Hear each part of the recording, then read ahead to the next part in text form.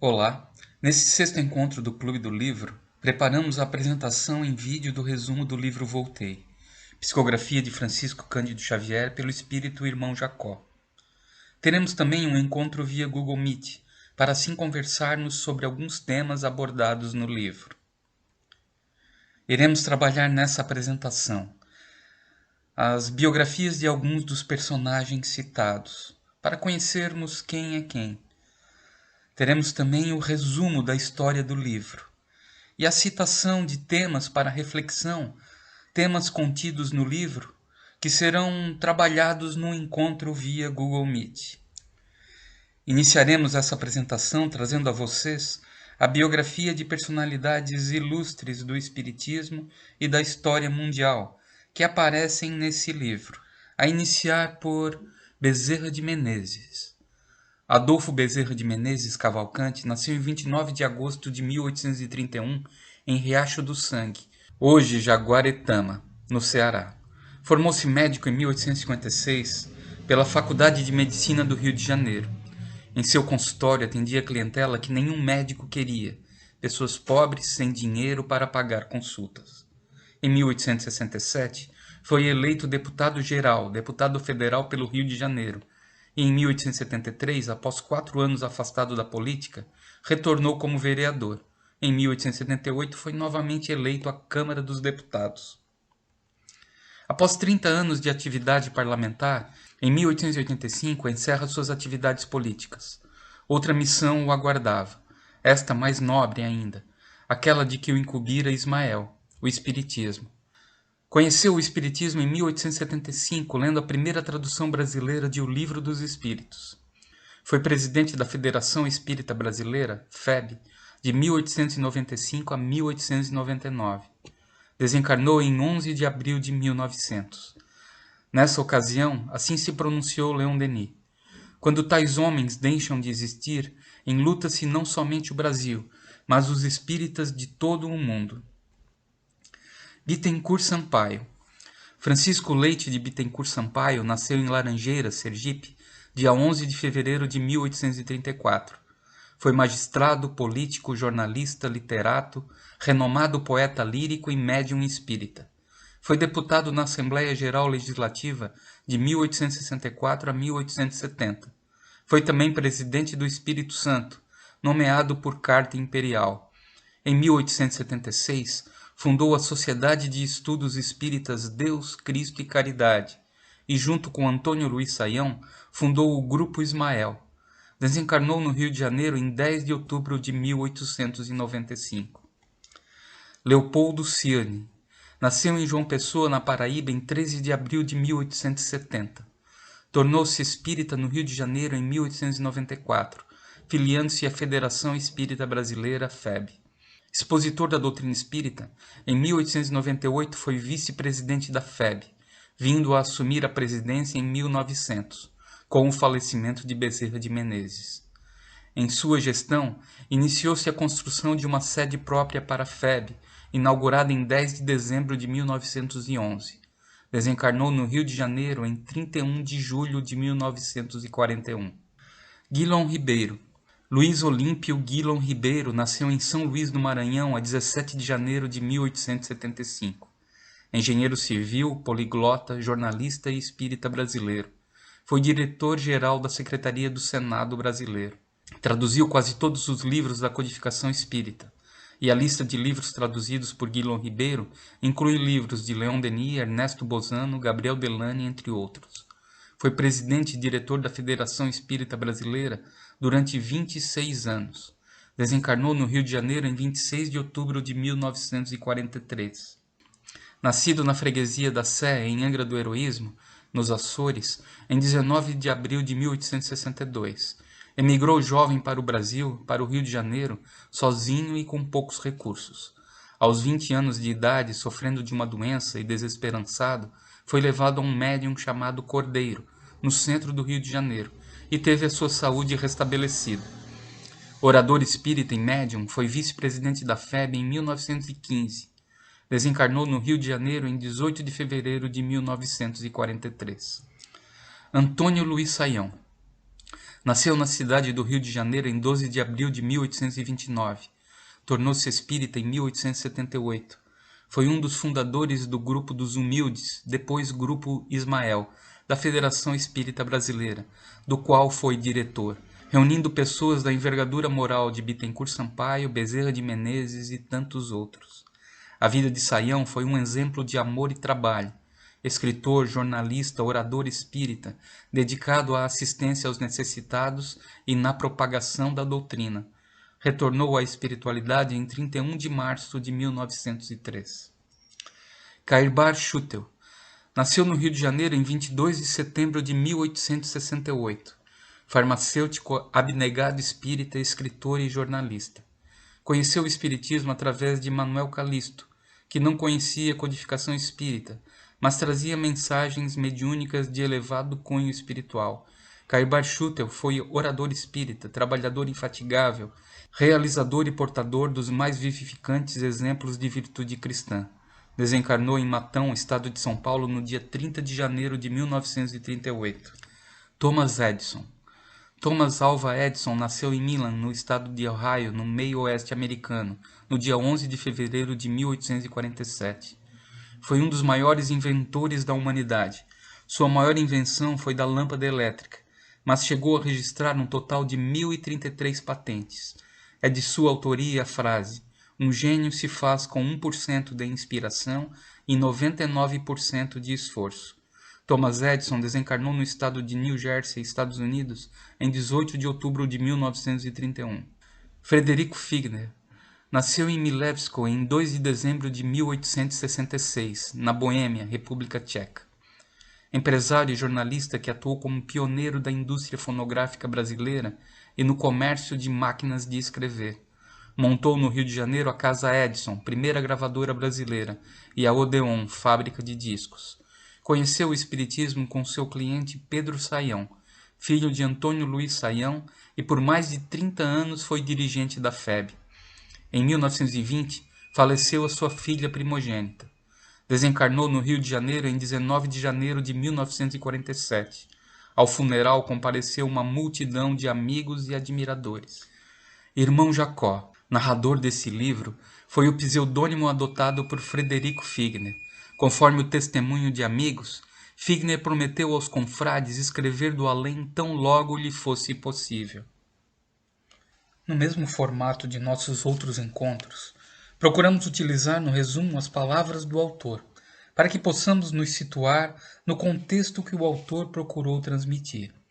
Como o livro trazido a nós, com uma narração em primeira pessoa, feita pelo irmão Jacó, pseudônimo de Frederico Figner, optamos em fazer a apresentação do resumo também em primeira pessoa, com a voz do narrador representando o autor. Nas palavras do irmão Jacó: enquanto no corpo não formulamos a ideia exata do que seja realidade além da morte.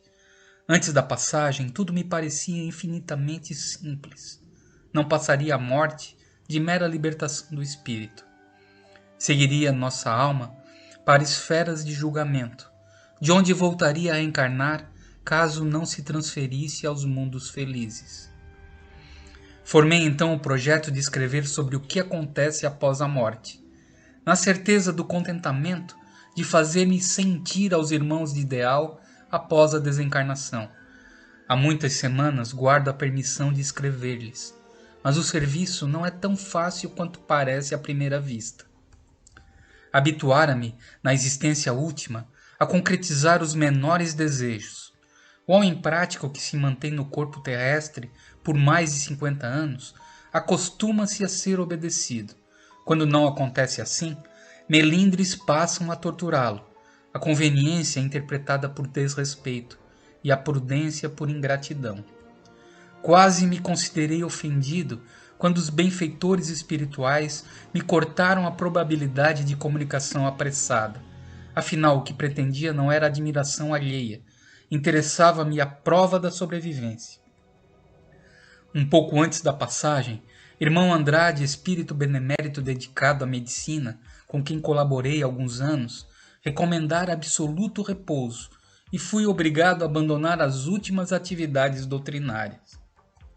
O desvanecimento da força física determinava fenômeno singular em minha alma. Não me era mais possível governar o leme do barco material, e esse impositivo proporcionava-me acesso a mim mesmo. Me surpreendia enternecido e sentimentalista, e essa inesperada sensibilidade passou a dirigir-me.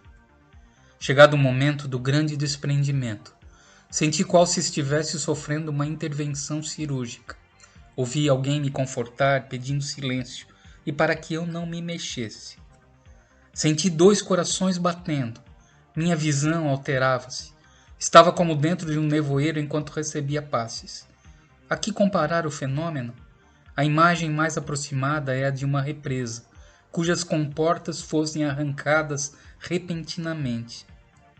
Vi-me diante de tudo o que eu havia sonhado, arquitetado e realizado na vida. Naquele intraduzível conflito, lembrei mais insistentemente o dever de orar nas circunstâncias mais duras, mas o poder de coordenação escapava-me. Ansiava por libertar-me, chorava conturbado, jungido ao corpo desfalecente.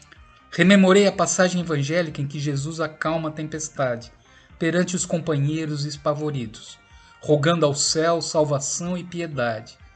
Forças de auxílio dos nossos protetores espirituais, irmanadas à minha confiança, sustaram as perturbações. Tênue luz se fez perceptível. Avistei minha filha Marta estender-me os braços. Ela afagou-me a fronte e avisou que nossos benfeitores desatavam os últimos elos e me auxiliou na oração, com as expressões do Salmo 23, ampliando-lhes o sentido. Ainda que andemos pelo vale da sombra e da morte, não temeremos mal algum, porque Ele está conosco. Via movimentar cuidadosamente o braço direito, e em seguida passar a destra repetidamente sobre a minha cabeça exausta. Reparei que me aplicava força espiritual, que eu ainda não podia compreender. Verifiquei a existência de prateado fio, ligando-me um novo organismo à cabeça imobilizada. Comecei a considerar o corpo, mirrado e frio, como valioso companheiro do qual me afastaria em definitivo. Aquietei-me e orei. Minha capacidade visual melhorou e observei 2 figuras ao lado de Marta. Numa delas, identifiquei sem obstáculos o venerável Bezerra de Menezes, e no outro adivinhei o benemérito irmão Andrade. Tentei cumprimentá-los, mas não consegui me erguer. Precisava sair daquele ambiente para buscar maior equilíbrio. Bezerra disse que me levariam à praia, pois as virações marítimas são portadoras de grande bem ao reajustamento geral. Abracei-me aos devotados obreiros da caridade com esforço, verificando que derradeiro laço ainda me atava ao corpo físico. Fui levado para perto do mar para renovar as forças. As dores físicas desapareciam. Achava-me intensamente aliviado, mas muito fraco. Envolvia-me vasto roupão de convalescente. Considerei-me estar com trajes impróprios, na ilusão de encontrar alguém encarnado. Marta explicou-me que Bezerra, em breves minutos, cortaria os derradeiros laços que me retinham ainda aos envoltórios carnais. Bezerra e o irmão Andrade trouxeram-me um costume cinza, muito semelhante aos que eu preferia no verão. Afastamo-nos da praia pelo enorme movimento nas vias públicas, quando uma senhora encarnada, que caminhava em nossa direção, atravessou-nos o grupo, sem dar conta de nossa presença. Recuei num movimento instintivo, temendo o atrito, mas não houve tempo. Assustado, procurei o olhar dos companheiros. Todos me fitavam sorridentes, e Bezerra, bem-humorado, falou que esse é o novo plano da matéria, que vibra em graduação diferente. Recomendou Bezerra ao irmão Andrade e a Marta que me assistissem enquanto cortaria o laço que ainda me retinha as vísceras cadavéricas. O regresso à casa trouxe-me penosas impressões. No velório, projeções mentais dos presentes provocavam-me mal-estar e angústia. Esforçava-me por não cair, extenuado ali mesmo. Continuava ligado ao corpo, mas em instantes um abalo me revolveu o ser. Supus haver sido projetado a enorme distância. O irmão Andrade e Marta, naturalmente prevenidos, ampararam-me com mais forças. Confesso que o choque me assaltou com tão grande violência que julguei chegado o momento de outra morte. Dentro em pouco, no entanto, o coração se refez, equilibrou-se a respiração e Bezerra surgiu, sorridente, a indagar se o desligamento ocorrera normal. Bezerra ainda nos esclareceu que nem sempre é possível libertar os encarnados rapidamente. Depende da vida mental e dos ideais ligados à vida terrestre. A morte do corpo fora milagroso banho de rejuvenescimento. Sentia-me alegre, robusto e feliz. Havia melhorado e podia me aproximar dos amigos encarnados, mas não do corpo, conforme a orientação recebida. Havia duas entidades com atitudes sarcásticas e localizei-as na lembrança. Eram perseguidores de uma jovem internada numa casa de nervos. Perseguidores que estiveram em nossos trabalhos de esclarecimento evangélico. Queria interpelá-los novamente, mas o irmão Andrade me controlou os impulsos. Um grupinho de conhecidos atraiu minha atenção. Avancei para eles, mas fui constrangido a afastar-me, decepcionado. Comentavam a política e em agressiva atitude mergulhavam a mente em disputas desnecessárias. Outro grupo falava sobre as despesas do enterro. Não consegui suportar estes dardos mentais. Bezerra informou que enterros muito concorridos impõem grandes perturbações à alma. Quem não renunciou aos hábitos e sentidos do corpo demora para se desprender. Pedi aos protetores me auxiliassem a procurar abrigo. Vi círculos de luz em um dos carros. Alcancei-o e rejubilei-me. Alguns companheiros ofertavam-me os recursos da prece santificante. Aquela rogativa que formulavam a Jesus, em benefício de minha paz, constituía dádiva celeste. Do pequeno conjunto emanava energia confortadora que me penetrava à maneira de chuva balsâmica. Assisti, enfim, ao sepultamento de minhas vísceras cansadas. Julguei que morrer constituísse mera libertação e que a alma, ao se desvencilhar dos laços carnais, voejaria em plena atmosfera, usando as faculdades volitivas. Entretanto, se é fácil alijar o veículo físico, é muito difícil abandonar a velha morada do mundo. Bezerra e o irmão Andrade despediram-se com afetuoso abraço, declarando que nos esperariam dentro de 2 horas em determinado sítio fronteiro ao mar. Preocupado por não lembrar de vidas passadas e por não saber onde iria morar, reparei que Marta sorria para mim dizendo que tudo seria solucionado, pouco a pouco. Na praia, espíritos protetores traziam outras criaturas, tão necessitadas de assistência quanto eu mesmo. Esclareceu-me Marta que outros desencarnados, carentes de amparo, se reuniam aí, esperando também a oportunidade de se ausentarem dos círculos terrenos. Escoaram-se alguns minutos e respeitável senhora, ladeada por 2 benfeitores, acercou-se de nós, uma professora. Reconheci-lhe a elevação pela invejável serenidade. Saudou-nos a todos, simpática e feliz. De todos nós, os recém-desencarnados que ali nos reuníamos, era a única de cujo peito irradiava a luz. Confesso que, reparando aquela mulher de maneira simples e afáveis, emitindo luminosidade sublime, um sentimento de inveja me assaltou o coração. Marta, todavia, lançou-me olhar de branda reprimenda. Bezerra fez uma preleção, informando precisaríamos ter serenidade no caminho que será percorrido até a colônia espiritual. À exceção da irmã que a nós se reunira por último, não detínhamos o poder da irradiação luminosa.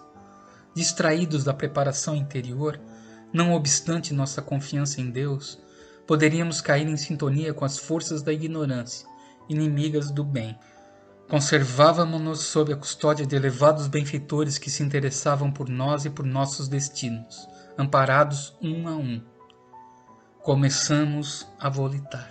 Seguíamos viagem pelas regiões umbralinas sem novidades, e pouco a pouco adaptava-me a volatear como aluno que recapitula a prova. Em torno, A paisagem escurecia sempre, não obstante resplandecerem as estrelas no alto. Possuía a noção de viajarmos sobre vasto abismo de trevas. Parecia uma região vulcânica. Reparei receoso que não distante da estrada que percorríamos apareciam sinais de vida e movimento. Eram seres de lamentável aspecto, além das margens. A esfera próxima do homem comum é povoada por verdadeira aluvião de seres estranhos, caprichosos e ferozes. Entendi por que inúmeros sábios da espiritualidade superior classificam semelhante região de império dos dragões do mal. Nos avizinhávamos de uma ponte de acesso aos círculos de atividade espiritual dignificada. Bezerra pediu-nos calma e decisão, silêncio e prece, e sobretudo lembrou-nos a obrigação de esquecer qualquer falta mais grave do passado, para não cairmos em sintonia com os espíritos ignorantes, penitentes ou malfeitores daqueles domínios. No mesmo instante, ouvi um dos irmãos recém-desencarnados gritar em choro convulso que havia cometido um assassinato na terra, que não merecia a luz divina, pois era um assassino. Ao sinal de falta de sintonia de um espírito presente no grupo, vozes lúgubres ressoaram. Bezerra, sereno, mas fundamente preocupado, rompeu a expectação, cientificando-nos de que deveríamos olvidar, esquecer os erros do pretérito. Acentuou que as reminiscências e crimes transcorridos não deveriam perturbar-nos e que bastaria sintonizar-nos excessivamente com o pretérito para causarmos sérios prejuízos a outrem e a nós mesmos, em circunstância delicada quanto aquela. Disse que o irmão em crise realmente fora homicida em outra época, mas trabalhara em favor da regeneração própria e a bem da humanidade, nos últimos 30 anos, e merecer a carinhosa proteção dos orientadores de mais alto. Não devia levar a penitência tão longe, pelo menos naquele momento, a ponto de ameaçar o êxito da expedição. Necessitávamos reatar o fio de ligação mental comum, a fim de que a nossa capacidade volitante fosse mantida em alto padrão. Bezerra acenou para mim e recomendou-me orar em voz alta, para recompor a energia. Ouvidos o Salmo 23, e o grupo voltou a levitar passando pela ponte. A paisagem se modificou depois de transposta a ponte. A escuridão quase absoluta ficara para trás. A estrada que percorríamos marginava-se de flores e algumas emitiam luz. Árvores próximas pareciam cobertas de estrelas. As aflições de natureza física haviam terminado. Todavia, certa fadiga sem dor me submetia inteiramente. Amigos ligados a alguns do grupo chegaram com tochas acesas, entoando cânticos jubilosos. Que pássaros seriam aqueles? Não eram aves, e sim crianças. Vieram buscar nossa irmã N, professora, cujo corpo espiritual se caracterizava por formosas irradiações de luz. Sob a admiração de todos, que interrompêramos a marcha comovidos, alcançaram-nos cantando o maravilhoso hino de glorificação à tarefa santificadora da maternidade espiritual, que as educadoras humildes, abnegadas e anônimas abraçam na terra. O agrupamento prosseguiu volitando. Começamos a divisar encantadoras moradias. Alguns amigos, num grupo de 4 pessoas, pronunciaram meu nome em voz alta. Eram Guilom e Cirne, Inácio Bittencourt e Saião. Os revi com alegria. Abraçaram-me efusivamente. Dei notícias de amigos comuns que ficaram na terra. Cirne falou bondoso dos obstáculos que nos incomodam ao desencarnar.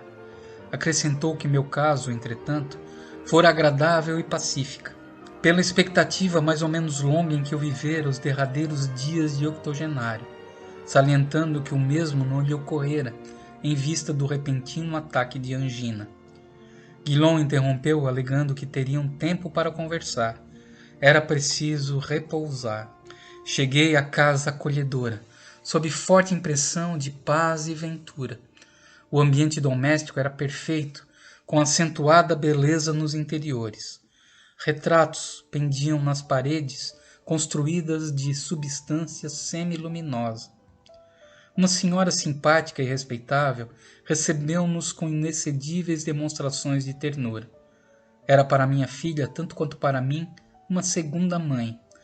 Chamemo-la Mamãe Frida, já que por ordem superior não estou autorizado a identificá-la. Mas o cansaço me impediu de conversar mais. Andrade me conduziu ao quarto para descansar e dormir. No sono, as imagens não vagueavam imprecisas como num sonho normal. Vi-me criança na terra em que nasci e recapitulei a peregrinação do velho mundo para a América, com uma riqueza de particularidades como se fossem acontecimentos da véspera. Revi naquela maravilhosa e inexplicável digressão da mente afetos preciosos e abracei meus pais, viajando através de lugares desconhecidos.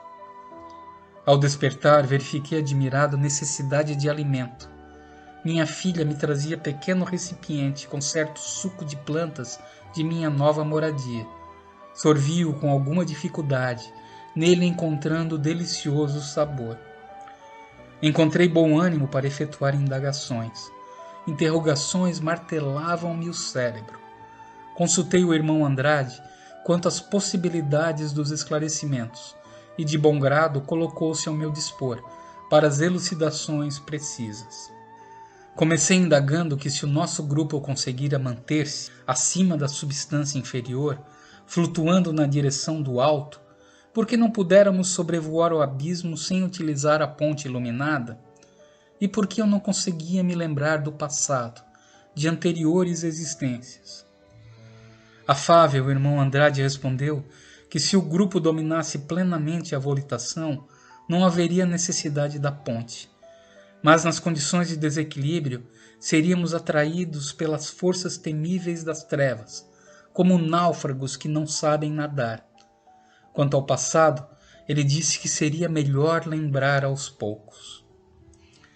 Perguntei pelo julgamento de meus atos, e ele respondeu que a morte não nos conduz a tribunais vulgares, e sim à própria consciência, e que dentro de mim mesmo encontraria, de acordo com os conhecimentos evangélicos hauridos no mundo, os pontos vulneráveis do meu espírito, de maneira a corrigi-los. Esclareceu que os desencarnados totalmente extraviados não conseguiam acesso até onde estávamos, e que, não obstante entregue a meu próprio julgamento, um amigo de mais alto viria ajudar-me a recompor o sentimento e o raciocínio. Andrade não poderia me dar auxílio neste ponto, pois também está lutando consigo mesmo. Marta também me auxiliava em relação às indagações. Formulei várias em torno de parentes que eu esperava rever. Marta respondia de forma clara e feliz. Informou-me quanto ao destino de quase todos os laços do coração. Alguns estavam de volta às regiões da carne, outros operavam em círculos distantes. Muitos deles, encarnados ou não, poderiam ser visitados por mim e me visitariam. Havia um piano de cauda harmonioso e belo, e Marta disse radiante que ali mesmo tivera a satisfação de tocar para a mamãe anos antes de minha vinda. Graciosa e meiga, executou uma área para meus ouvidos e informou que Beethoven está em esfera superior. Marta recebera a permissão das autoridades para hospedar-me ali, no grande parque de educação e refazimento em que trabalhava. Incumbia-se de educar crianças, recentemente desencarnadas, em notável organização. Colaborava com diversos trabalhadores no auxílio aos pequeninos arrebatados à experiência carnal. Perguntei a Marta de súbito, com a aspereza que me é própria, se me seria possível avistar as autoridades administrativas ali sediadas. Mas a filha amorosa e convincente me pediu aguardasse mais tempo. Nisso reparei o halo de luz que envolvia Marta e os traços brilhantes que cercavam a Andrade, fixando-me num demorado autoexame. Meu corpo espiritual jazia obscuro.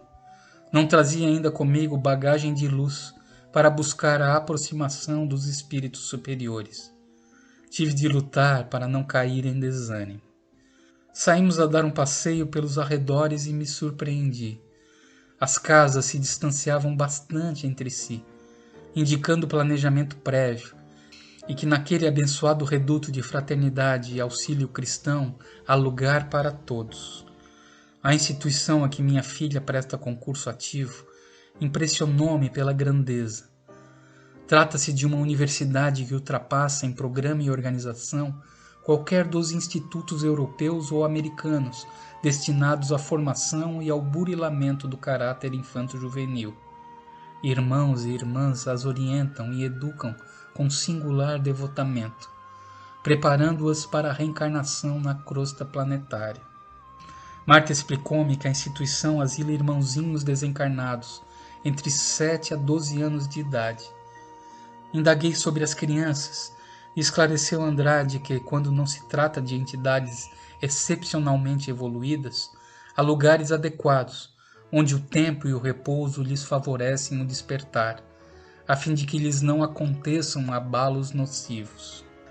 Na cidade não vi estabelecimentos comerciais, mas em compensação identifiquei grande número de instituições consagradas ao bem coletivo.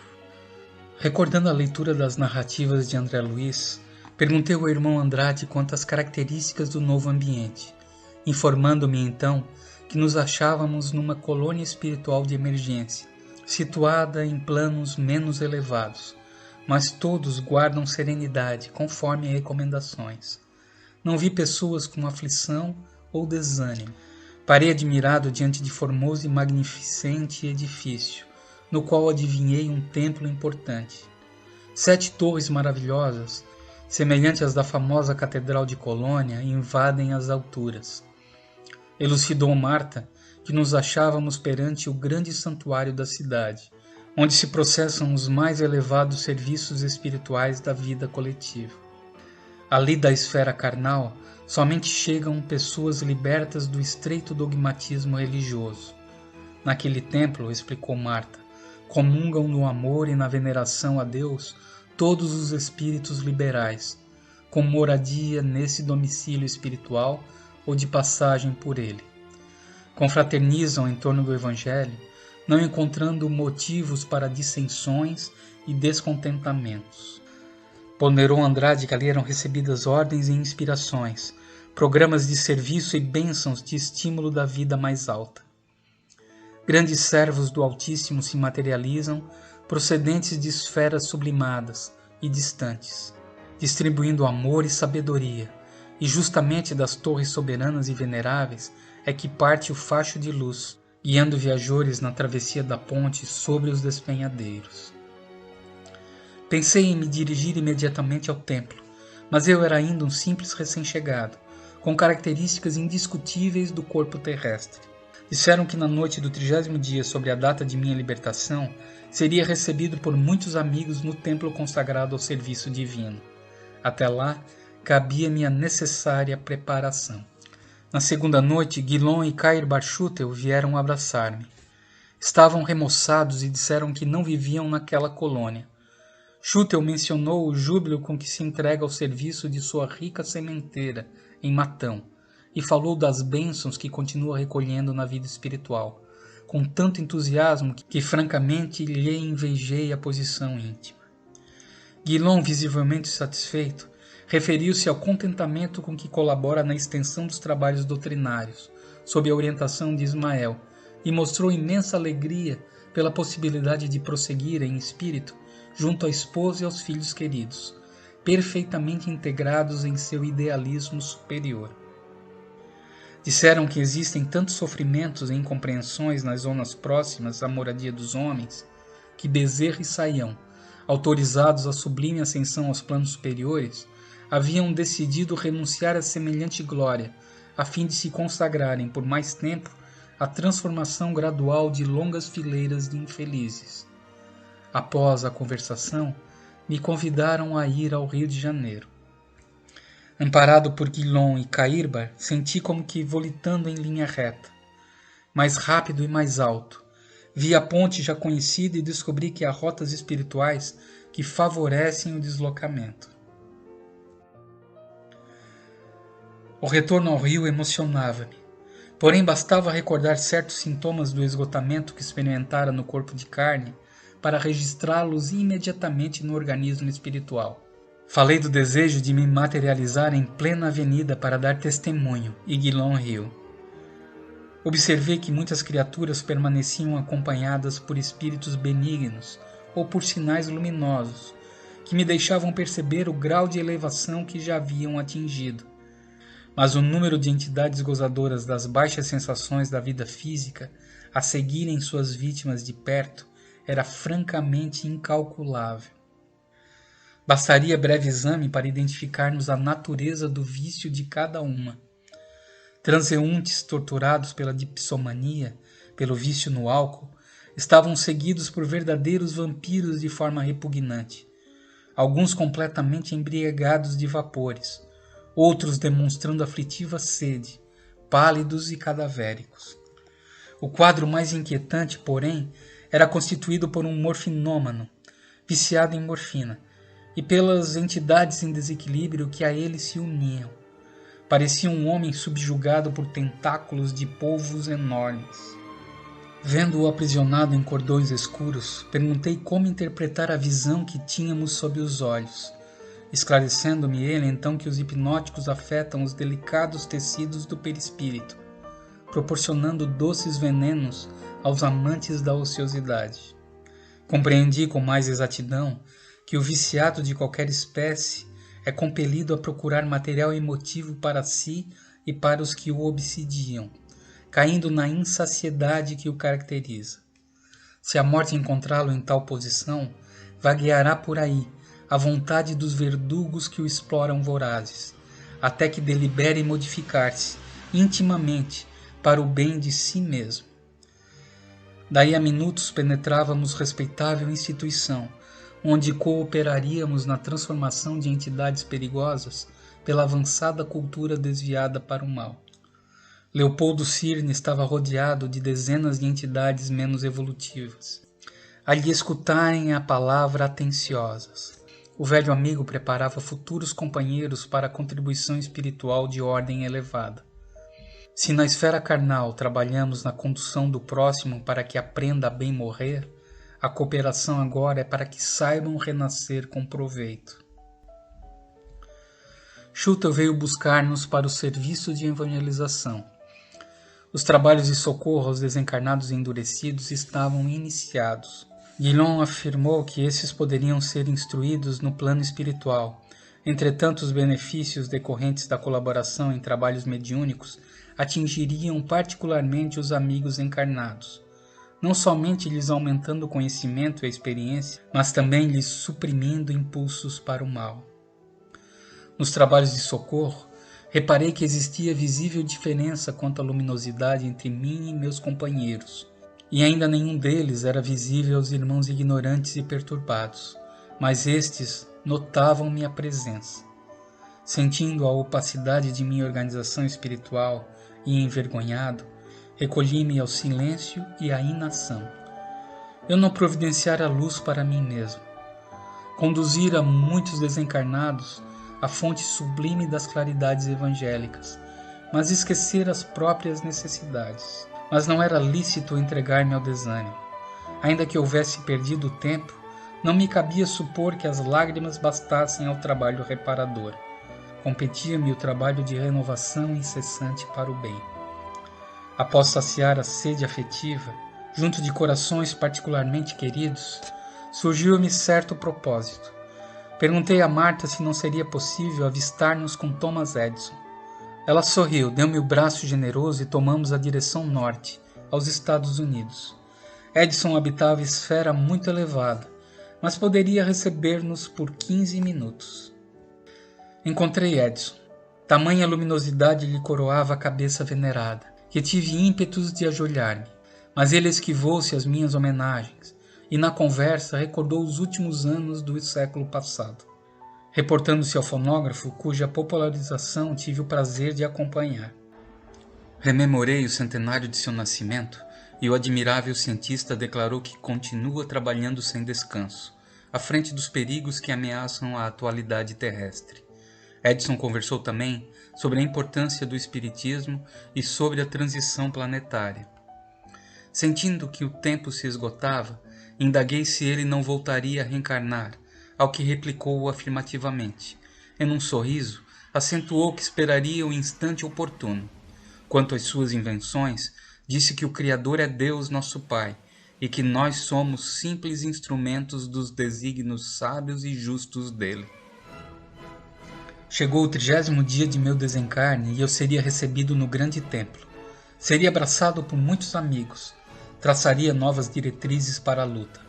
À noite todos nós, em alva roupagem, tomamos o caminho do santuário.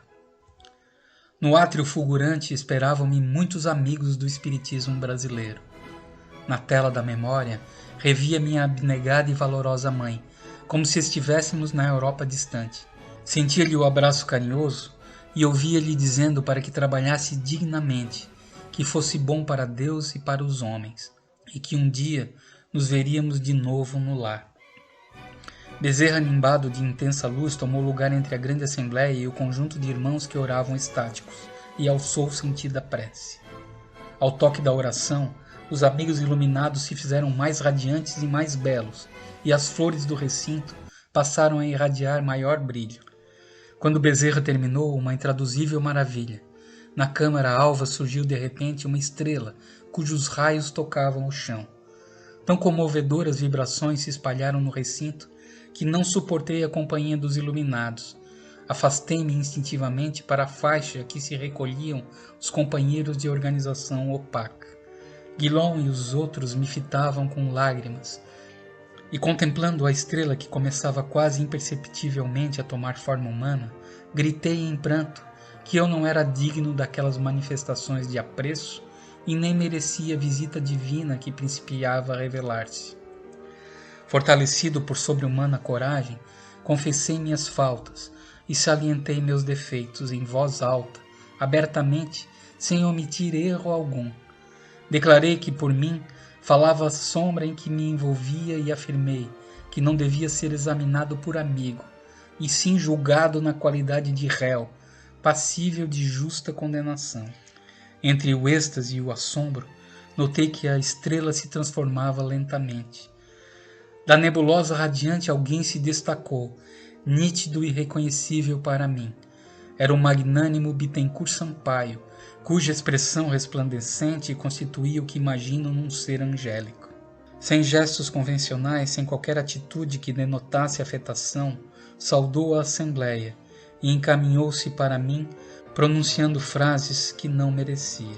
Quando Bittencourt Sampaio e os dele se despediram, senti princípios de uma revolução interior, de profundas consequências em meu futuro. Perdera momentaneamente a curiosidade doentia que me orientara até ali. A claridade dos outros me acentuara a obscuridade. Embora a beleza inesquecível daquela noite de amor, as graças recebidas confirmavam-me no fundo as primeiras impressões de que eu não passava de um mendigo de luz. Minha inquietação característica centralizara-se. Por que avançar no conhecimento cerebral de almas escuras? Cabia-me mudar de rumo, antes de estendê-lo aos outros. Tornava-se indispensável construí-lo dentro de mim.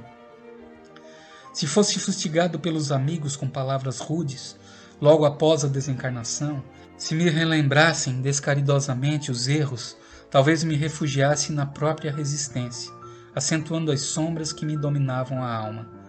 As advertências, todavia, alcançavam-me silenciosas. A assistência de minha filha, os cuidados do irmão Andrade, as palestras de Guilom e o devotamento de Bittencourt Sampaio transbordavam amor que renova e eleva sem alarde. Ninguém me humilhava. Ao invés disso, de todos recebi incentivo à melhoria própria. Guilom me disse para que não guardasse ideias preconcebidas, para esquecer o homem de negócios que fui, assim como a posição de comandante, com subordinados e de pessoas agradecidas à minha disposição. Que de mente lavada e fresca, aprenderei melhor o sentido da vida real. Saber recomeçar é uma ciência agradável e ao mesmo tempo complexa. No outro dia fui conduzido pelo irmão Andrade a uma das dependências do mesmo templo que visitáramos na véspera. Algumas dezenas de espíritos aí se achavam em contato com os instrutores. Notei que as aulas iam animadas, não se revestiam de caráter solene e, por esse motivo, tornava-se difícil destacar professores e aprendizes. Eu me dedicaria ao aprendizado de apenas algumas semanas, por ser detentor de certa bagagem de conhecimentos elevados, recolhidos na esfera carnal. A organização destina-se ao suprimento de valores educativos aos espíritos procedentes da esfera carnal, mas sem grandes compromissos no desvio do bem. Os casos agrupados na escola são dignos de menção especial. Os companheiros contam os mais interessantes episódios em matéria de fuga ao ensejo da felicidade definitiva, deliberadamente por infantil receio de sofrimentos e humilhações. Agora, qual me ocorre, reparam o tempo menosprezado por intermédio de mais intenso labor. O instrutor, por meio de palavras estimulantes e afáveis, disse que eu apreciarei ensinamentos e valer-me-ei das possibilidades da escola, com eficiência precisa em meio de espíritos desconhecidos, pois em matéria de aprendizado iluminativo as afeições terrestres nem sempre ajudam. De acervo de primorosos livros, um dos instrutores retirou certa cartilha de afirmações sintéticas, destinadas a despertar a mente, recomendando-me meditação na leitura. Número 1. Cada espírito atende às causas que criou no curso do tempo, gravitando em torno das leis que regem a vida. Número 2. 2/3 das criaturas humanas encarnadas demoram-se entre a irracionalidade e a razão. Número 3. 1/3 está em trânsito da razão para a humanidade. Número 4. Fora do corpo, bilhões de seres evoluem nas mesmas condições. Número 5. Em esferas mais elevadas, outros bilhões caminham da humanidade para a angelitude. Número 6. O processo de educação do ser tem sua base no reencarnacionismo e no trabalho incessante. Número 7. O Instituto das Compensações funciona igualmente para todos. Número 8. Ninguém ilude as leis universais. Número 9. Os recursos de dignificação da criatura estão à disposição nas diversas escolas religiosas da Terra. Ainda que diferentes no culto exterior, têm a mesma essência na fonte da verdade eterna. Número 10. Jesus é o ministro do absoluto junto às coletividades terrestres. Os grandes instrutores do mundo são mensageiros dele. Número 11. Toda criatura humana possui consigo as sementes da sabedoria e do amor. Quando ambientar esses germes dentro de si mesmo, através dos séculos incessantes, conquistará as qualidades do sábio e do anjo. A equipe de aprendizado precisava praticar as lições teóricas recebidas. Planejamos ir ao Rio. Procuraríamos alguns dos casos de doutrinação e socorro de trabalhos do passado e aplicaríamos os princípios recebidos. O projeto consistia em observar o caso de um perigoso obsessor de um alcoólatra inveterado, com o qual não conseguira demovê-lo ou renová-lo. O orientador aprovou o projeto, mas considerou que deveríamos seguir em companhia de alguém mais apto que nós. Fomos acompanhados do irmão Ornelas, veterano em trabalhos da espécie que pretendíamos atacar. O alcoólatra, cuja situação me levara a diversos serviços de preces e doutrinações nos últimos tempos de minha experiência no corpo, achava-se num bar suburbano a encharcar-se. Ao lado dele, o temível perseguidor dava expansão a impulsos menos dignos. Cada copo cheio era nova taça de venenoso fluido que ele aspirava com estranha volúpia. Ornelas advertiu-me que, fora dos laços físicos, o socorro dos espíritos transviados exige outros recursos além das armas verbais. A maioria dos médiuns, ainda mesmo quando sonâmbulos puros, de algum modo controlam os comunicantes irrequietos ou infelizes, exercendo determinada censura sobre as palavras rudes ou inconvenientes que desejam pronunciar. Estaria naquele instante com um obsessor, frente a frente. Deveria preparar-me para demonstrar-lhe os melhores sentimentos do meu coração, porque da parte dele me daria a conhecer as notas mais íntimas da própria consciência. O verdugo fitava um copo vizinho, ao jeito do magnetizador interessado na presa. Era uma triste figura de vampiro que provocaria gestos de pavor nas pessoas em derredor, se lhe pudessem fixar a máscara diabólica. Voltando-se para nós e sentindo-nos a observação calma, ao que me pareceu concentrou-se para melhor resistirmos. Sorriu escarninho e, detendo-se de modo especial sobre mim, gargalhou franco. Experimentei mal-estar intraduzível. O espírito endurecido, a envolver-se em sombria nebulosa, arremessava contra mim forças envolventes e perturbantes. Pensei em desistir. Ornelas interveio, impondo a mão, e me sacudiu. Não tema, disse ele. Centralize a vontade e reaja com todas as energias de que dispõe. Prepara-se para ouvir e falar com serenidade. Suas condições psíquicas virão à superfície do rosto e do verbo. Não se deixe abater. Iniciei a conversação e o esclarecimento seguro e emocionado, dizendo que já era tempo de libertar o amigo doente. O verdugo não reconheceu autoridade para conselhos. Disse que sempre seguiu meus passos e que eu não fazia o que pregava. Em resposta, minhas palavras foram de que não repousaria enquanto não afinasse ações com ideais pregados. Após o diálogo, aplicamos passes de socorro ao irmão encarnado, que se mantinha em aflitivas condições de enfermidade e embriaguez. E com enorme relutância, o terrível perseguidor consentiu em que eu orasse, colocando-lhe a cabeça entre as minhas mãos.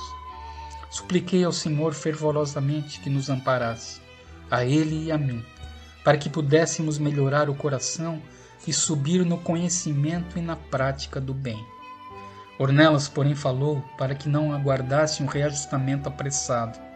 Se a semente exige tempo, com o frio e o calor, a chuva e o sol para germinar e produzir, por que motivo reclamar a realização de espiritualidade superior de minuto para outro no ser eterno? A luz interior revelada por vários amigos, sem que a mínima reste de claridade me assinalasse a presença, constituía a primeira evidência a sugerir a necessidade de modificação de minha atitude mental. Desejando preparar-me convenientemente, a fim de servir, passei a visitar as mais diversas associações de espíritos endurecidos e sofredores. Por mais de 200 dias consagrava minha teoria de iluminação na escola e a prática intensiva dos ensinamentos, junto aos irmãos desventurados, quando fui assaltado por furioso grupo de clérigos desencarnados, os quais evidenciavam, nas palavras e nos gestos, profunda ignorância e lastimável insensatez. Vinham intencionalmente em meu encalço, tentando infundir-me desequilíbrio e terror. Achava-me tranquilo, não obstante surpreso, e isolando a mente da gritaria infernal, pus-me em meditação. Não nos aconselhar o Senhor a orar pelos que nos perseguem? Não exemplificar a permuta do bem pelo mal? Não nos pedia Ele ajudar os inimigos e amparar os que nos caluniam e odeiam? Além disso, não seriam aquelas almas dignas de ajuda e piedade? Tocado por sincero desejo de auxiliá-los, entreguei-me à prece, não como de outras vezes em que emitia palavras de louvor e súplica com bases menos profundas no sentimento. Intentava com toda a alma ser útil àquela falange de entidades inconscientes. Quando descerrei as pálpebras úmidas pelo pranto de emotividade a que a prece me conduzira, notei que os adversários se afastavam cabisbaixos. Tomado de assombro, verifiquei que branda luz de um roxo carregado brilhava em torno de mim. Bittencourt Sampaio apareceu, e ao estimular-me o coração para o bem, disse-me que a claridade nascia de minhas energias internas, orientadas agora para a bondade suprema. É a concentração de amor verdadeiro que produz bendita claridade na alma. Bittencourt Sampaio pede então para que eu conte o meu caso tranquilamente aos que puderem ouvir, e que possa guardar-me dos maus desejos de tudo dizer indiscriminadamente a um só minuto, pois a verdade é como a luz, que não convenientemente dosada pode cegar os olhos ao invés de iluminá-los. A morte não interrompe o bom combate da luz contra as sombras, intensifica-o. Com a colaboração do irmão Andrade, providenciei um encontro com todos os cooperadores, junto dos quais meus humildes esforços doravante se desdobrariam. Remanescentes renovados de antigas agremiações de espíritos obsessores, ainda incapazes de sintonia com os planos mais elevados, buscavam em mim proteção e arrimo. Estaríamos sediados no pequeno burgo onde Marta me aguardara, cheia de carinho e dedicação. Com os recursos intercessores de Bezerra, todos os nossos problemas de localização e movimento de serviço foram solucionados satisfatoriamente. Foi assim que designamos data para as bases definitivas da fase diferente de trabalho. No dia marcado para essa assembleia de fraternidade, grupos de amigos começaram a chegar. Não saberia expressar o júbilo que me dominavam as fibras mais íntimas. À noitinha, Bezerra, Saião, Guilhom, Cirne, Inácio Bittencourt, Emmanuel, André Luiz e muitos outros trabalhadores do cristianismo redivivo, no Brasil, permaneciam conosco, encorajando-nos os corações. Bezerra de Menezes convidou André Luiz a fazer a prece de encerramento de nossa Assembleia. Nas palavras de André Luiz: Senhor Jesus, dá-nos o poder de operar a própria conversão, para que o teu reino de amor seja irradiado do centro de nós mesmos. Contigo em nós, converteremos a treva em claridade, a dor em alegria, o ódio em amor, a descrença em fé viva, a dúvida em certeza, a maldade em bondade, a ignorância em compreensão e sabedoria, a dureza em ternura, a fraqueza em força, o egoísmo em cântico fraterno, o orgulho em humildade, o torvo mal em infinito bem. Sabemos, Senhor, que de nós mesmos somente possuímos a inferioridade de que nos devemos desvencilhar. Mas, unidos a Ti, somos galhos frutíferos na árvore dos séculos, que as tempestades da experiência jamais deceparão. Assim, pois, Mestre amoroso, digna-te amparar-nos a fim de que nos elevemos ao encontro de Tuas mãos sábias e compassivas, que nos erguendo da inutilidade para o serviço da cooperação divina, agora e para sempre, assim seja. A oração terminou num deslumbramento de luminosidade e alegria. Meu júbilo falavam as lágrimas copiosas a me borbulharem dos olhos.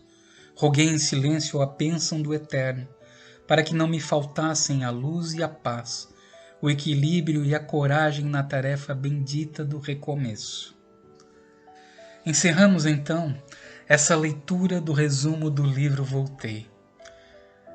Lembrando as belas palavras que Bittencourt Sampaio endereçou ao irmão Jacó no livro e que podemos absorver as lições, todos nós, à medida que nos recolhemos no exercício legítimo do amor cristão, em demonstrações genuínas de entendimento do Evangelho sentido, vivido e aplicado, controlaremos nossa capacidade irradiante, segundo os ditames da própria alma. Que possamos amar sem paixão, esperar sem angústia, trabalhar sem expectativa de recompensa, servir a todos sem perguntar, aprender as lições da vida sem revolta, humilhar-nos sem ruído ante os desígnios superiores, renunciar aos próprios desejos, sem lágrimas tempestuosas, e a vontade justa e compassiva do Pai iluminar-nos-á constantemente o coração fraterno e o caminho redentor. Vamos orar, vigiar, movimentar-nos no esforço digno e seremos assim felizes. A nossa luz crescerá com a dilatação do devotamento ao bem infinito. Temos alguns temas para reflexão, para trabalharmos no nosso encontro. Os temas são: o Evangelho, código da sabedoria celestial, a mente humana e o intercâmbio mediúnico, os entraves no processo de desencarnação, verdadeira propriedade, a importância da prece e vibrações positivas ao desencarnado, as orientações contidas na cartilha, A fraternidade é o caminho da salvação. Reforma íntima, regeneração da alma, iluminação interior. Temas abordados no livro, que vamos conversar sobre esses temas no nosso encontro via Google Meet. Até lá!